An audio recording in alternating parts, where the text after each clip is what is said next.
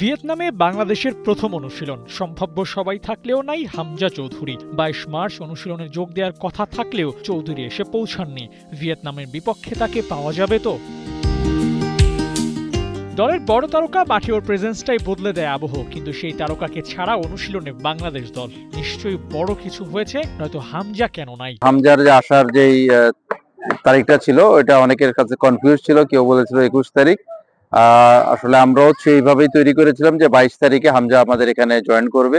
কিন্তু যেহেতু হামজার একটা ম্যাচ ছিল, ওই ম্যাচে প্রথমে তার টিমের সাথে থাকার কথা ছিল না, পরবর্তীতে সে টিমের সাথে প্লেয়ার লিস্টে সে ছিল। সেই অনুযায়ী তার ফ্লাইটটাও একটু চেঞ্জ হয়েছে একদিন পরে। সেজন্য সে ২৩ তারিখে ফ্লাইটে উঠে ২৪ তারিখে ভিয়েতনাম সময় ৩টা ২৫-এ ল্যান্ড করবে। এশিয়ান কাপ বাছাইয়ের সবশেষ ম্যাচটা খেলার আগে বাংলাদেশের প্রতিপক্ষ ভিয়েতনাম। এই ম্যাচ দিয়ে শেষ প্রস্তুতিটা নিবে বাংলাদেশ দল। হোমওয়ার্কটা কেমন হয়েছে কাবরেরার দলের? ভিয়েতনামকে আটকাতে যথেষ্ট হবে তো? Yeah, we have a long journey.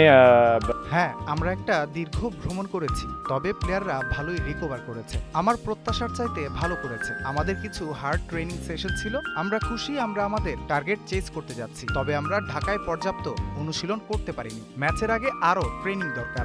Tactics in regards to prepare. Bangladesh যেমন সিঙ্গাপুরের বিপক্ষে মাঠে নামার আগে ভিয়েতনাম ম্যাচটি প্রস্তুতি মনে করছে, তেমনি মালয়েশিয়ার বিপক্ষে ৩১ মার্চ মাঠে নামার আগে ভিয়েতনামের কাছে এটাও ওদের প্রস্তুতি ম্যাচ। কিন্তু কথা হলো, ফিফা র্যাঙ্কিংয়ে ১০৩-এ থাকা দলটি কেন ১৮১-তে থাকা বাংলাদেশকে বেছে নিয়েছে? টেবিলের এতখানি তফাৎটা এক হলো কি করে? প্রশ্নের উত্তরটা বোধহয় হামজা চৌধুরী আর সমিত সোমের বাংলাদেশ দলে থাকায়। এই দুইয়ের বিপক্ষে যে কোনো দলই নিজেদের সামর্থ্যের একবার পরীক্ষা করে নিতে চাইবে।